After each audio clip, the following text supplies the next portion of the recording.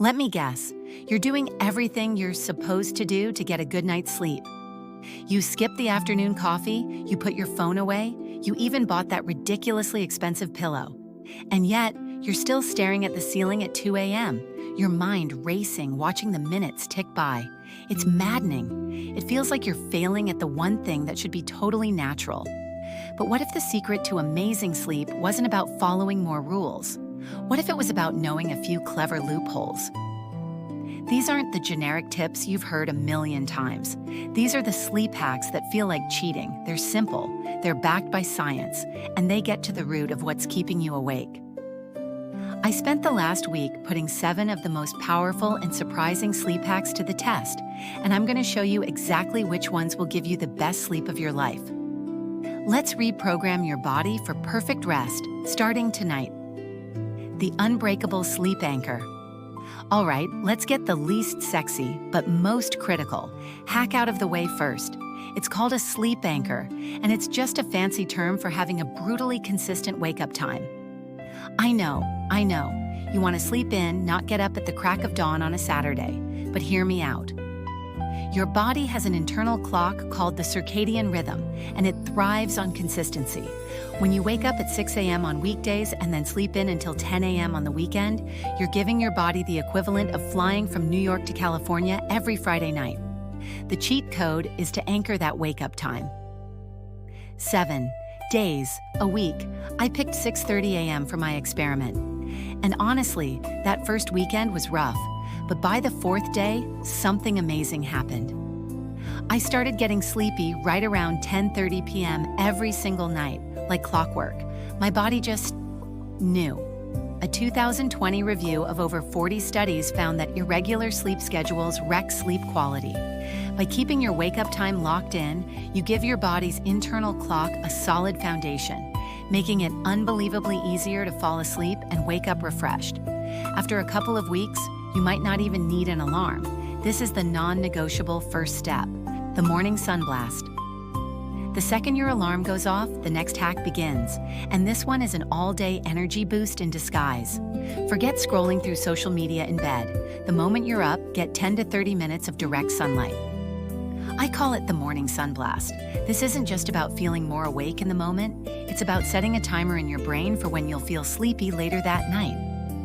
Morning sunlight signals your brain to slam the brakes on melatonin, the sleep hormone, and rev up cortisol, which gets you alert and ready for the day. This powerful signal helps lock in your circadian rhythm. Studies show that people who get a solid dose of morning light fall asleep faster and sleep more deeply at night. I made it a non-negotiable part of my routine. Before I even thought about coffee, I just step out onto my balcony. Even on a cloudy day, the natural light is strong enough to work. And if you live in a place where the sun is shy in the morning, a 10,000 lux light therapy lamp works just as well.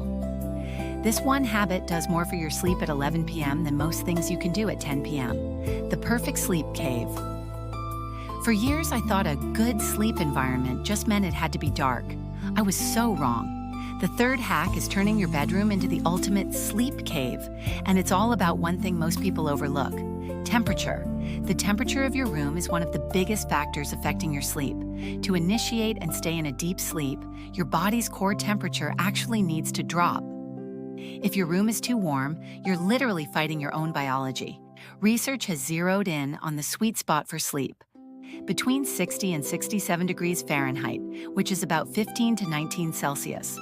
It might feel a little chilly at first, but it's an absolute game changer. One study found that on nights when the temperature was over 77 degrees Fahrenheit or 25 degrees Celsius, people were way more likely to get less than 7 hours of sleep.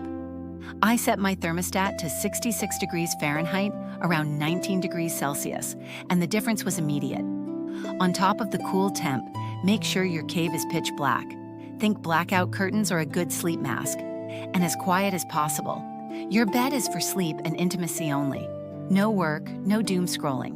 When you create this cool, dark, quiet sanctuary, you send a powerful signal to your brain that this space is for one thing: deep, uninterrupted rest.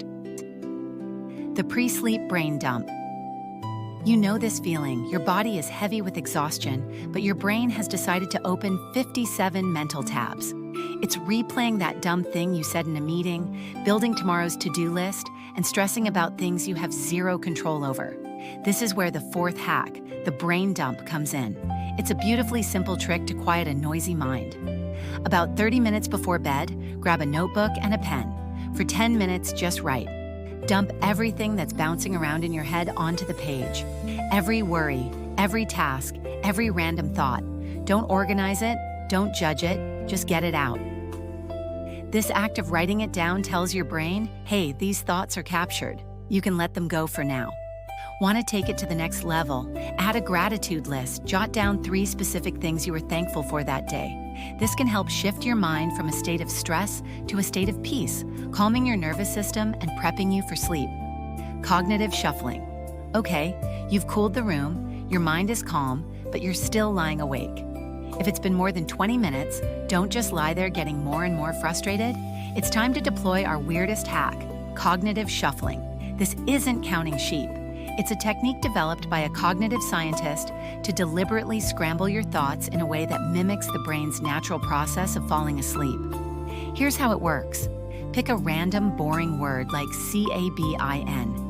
Take the first letter, C, and start thinking of other words that begin with C, visualizing each one for a few seconds. Carrot, cloud, camera.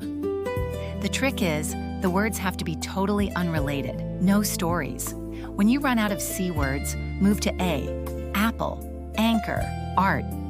This process occupies your brain just enough to keep it from spiraling into anxiety, but the random, nonsensical nature of it is very similar to the strange, dreamlike thoughts you have right before you drift off. It feels bizarre at first, but it's incredibly effective at shutting down the logical part of your brain that's keeping you awake, the strategic wind down. Most of us think our pre-sleep routine is just brushing our teeth and climbing into bed. That's not a routine, that's just hygiene.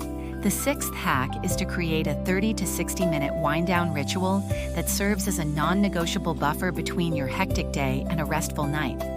This is about giving your body a series of clear signals that it's time to power down. The absolute cornerstone of this ritual is the digital sunset. You have to put away all screens, phones, tablets, TVs, for at least an hour before you want to be asleep. The blue light from these devices is a master at suppressing melatonin, fooling your brain into thinking it's still daytime. So what do you do instead? Read a real physical book, listen to calm music, do some gentle stretching, or, my personal favorite, take a hot bath or shower about 90 minutes before bed. This is another temperature trick. While the bath warms you up, it's the rapid cool down afterward that signals to your body that it's time for sleep.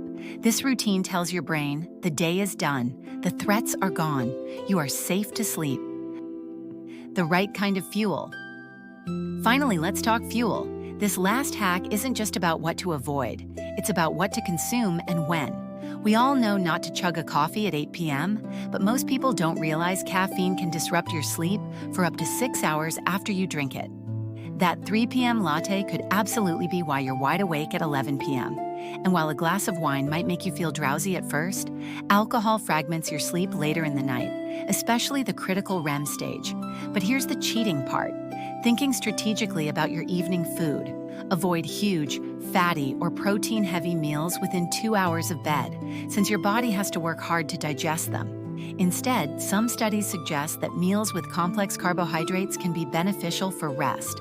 And while you don't want to go to bed stuffed, going to bed hungry can also wake you up. If you need a small snack, think of a handful of nuts or a piece of fruit.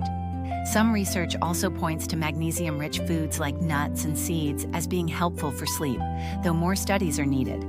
The goal is simple. Go to bed feeling comfortably satisfied, so your body can focus on resting and repairing, not digesting a 4-course meal. Conclusion. So there you have it. 7 sleep hacks that feel like cheating because they work with your body's biology instead of fighting it. From locking in your wake-up time and getting that morning sun, to building the perfect sleep cave and using mental tricks to quiet your mind, these are the tools to completely transform your sleep.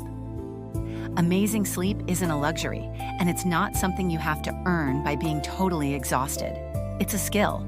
And with the right approach and a little consistency, you can get great at it.